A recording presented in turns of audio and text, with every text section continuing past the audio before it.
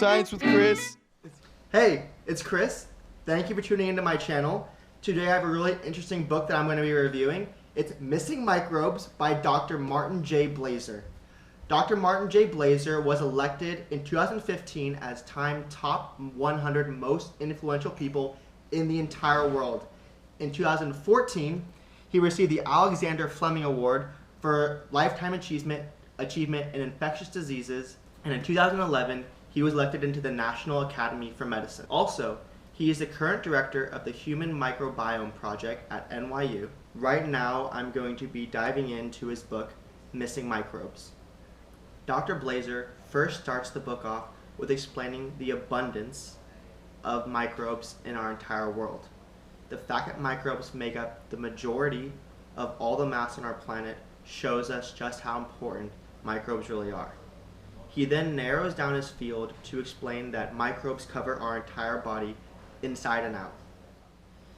Not only do bacteria cover our body inside and out, but he also explains that 99% of the DNA that we have in our bodies is actually bacterial, saying that out of all the genes in our body, there's a lot of bacterial cells. So we have more bacteria on our body than we do cells in our body.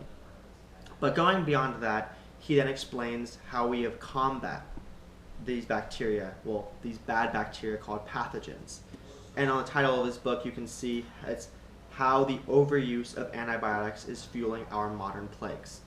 And this is where the whole book really starts to unfold.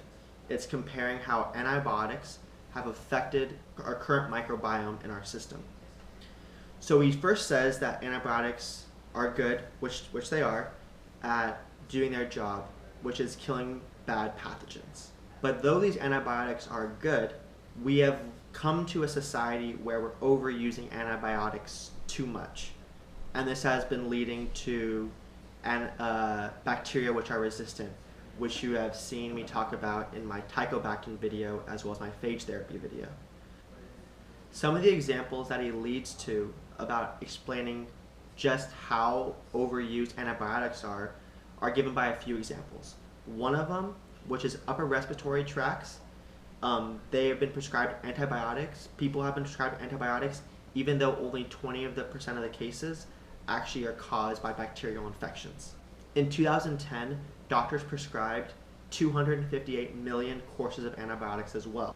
And then Dr. Blaser breaks down the lifetime of how we're giving antibiotics, where the average American receives 3 courses of antibiotics in their first 2 years of life, and in their first 20 years of life, they receive 17 courses of antibiotics.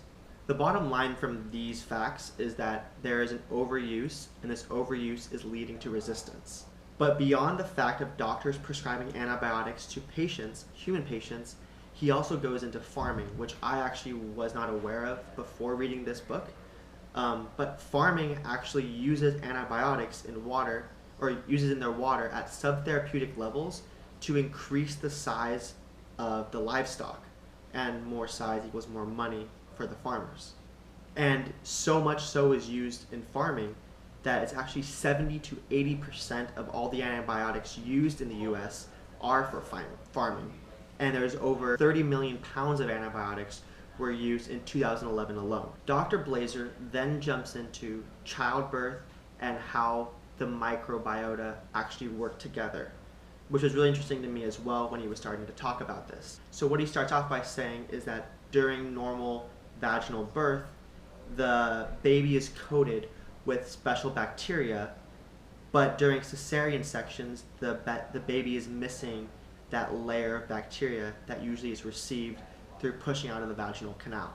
In tigers, vaginal microbiota will change to heavily favor lactobacilli. When the baby tiger goes through, he'll be covered in lactobacilli so that he is able to ingest the milk produced by the mom. Dr. Blaser then moves into his bacteria of interest, Helicobacter pylori, which is an amphibiotic relationship with the human, as I'm going to later explain to you. Amphibiotic means that it's both parasitic and symbiotic.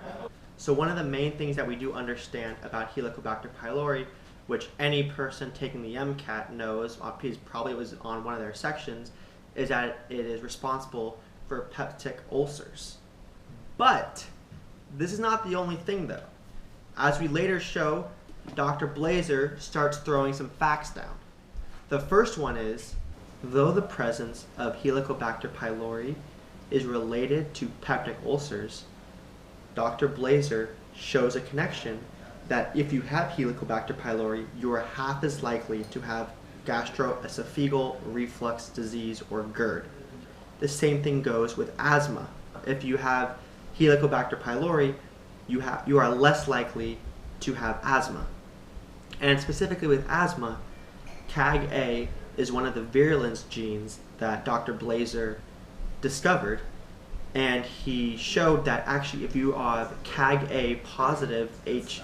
pylori present in your body, you are 40% less likely to develop asthma. Which is kind of interesting because this is showing that though pylori has been known as this bad guy causing ulcers, it actually could also be a good guy, reducing reflux disease, GERD, as well as asthma. He then goes further into his book, trying to connect our microbiome with other diseases. He then moves on to allergies, references his daughter with celiac disease, or almost celiac disease, I guess, as well as peanut allergies. So I agree with everything up into the book so far, but then I feel that Blaser might be pushing his ideology too far without the facts, because he says like industrialized nations use more antibiotics, and also we're seeing that there's an increase of allergies forming, asthma forming, obesity, height, all these things change.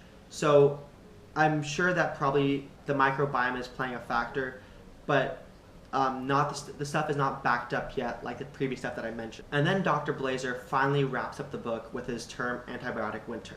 This term should be very familiar. Antibiotic winter is referring to the fact that we've been using and overusing our antibiotics too fast, faster than we're able to make new ones. And he then goes on to explain that there's a patient with C. diff, Clostridium difficile, who was not able to get treatment because it was immune to all antibiotics. Though that being said, we do have Tychobactin. C. diff is gram-positive, and Tychobactin from my video is actually able to attack and destroy gram-positive. So I guess Tychobactin would be able to resolve the C. diff problem. But the bottom line is, though, that we are really experiencing this antibiotic winter. And some of the solutions that he provides to us, I think, are very applicable. One of them was directly referring to childbirth, and there's this technique called gauze in vagina, where the midwife would stick the gauze into the vagina to get the proper bacteria from the vagina and then coat the baby if the baby was delivered via cesarean section. And some of the other solutions that he tries and provides to us, the idea of fecal microbiota transplantation is that you will take feces from healthy people and then give it as medication for people who are sick. So people who are able to fight C. diff naturally will then, they'll take their feces and then give it to people who have C. diff currently. And I think this technology is going to be hugely advancing for our society. My overall thoughts on this book were that it was a very easy read. It was really hard to put this book down, and had a lot of good stories associated with all its different chapters.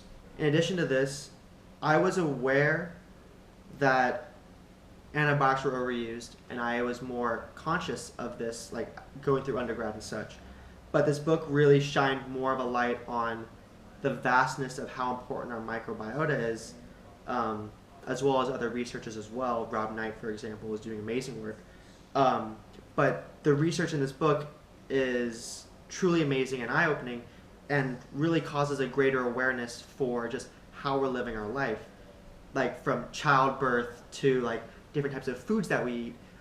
Really everything affects these bacteria, which, as you remember from the beginning, really dominate our body. We are a human, but we're really composed of 99% of bacteria, where 1% is actually us. So it's crazy that we are focusing so much on ourselves as humans and not really taking so much time in analyzing bacteria. This book is taking a step in the right direction, trying to shine more light on the bacteria. And I'm sure that there will be more and more papers, more and more books dedicated to this study, and hopefully I will be able to read those and share those with you guys as well. So this is my first time doing a book review. If you liked it, give it a thumbs up. If you have any book review requests, please let me know. And last but not least, please make sure you subscribe to my videos. I'll be putting out new videos as soon as I can. And the subscribe button will be right here. So click here if you want to listen to more of my videos. But if not, have a great day. So this is my first time doing a book review. I really enjoyed reading this book. I read this book maybe a few months ago.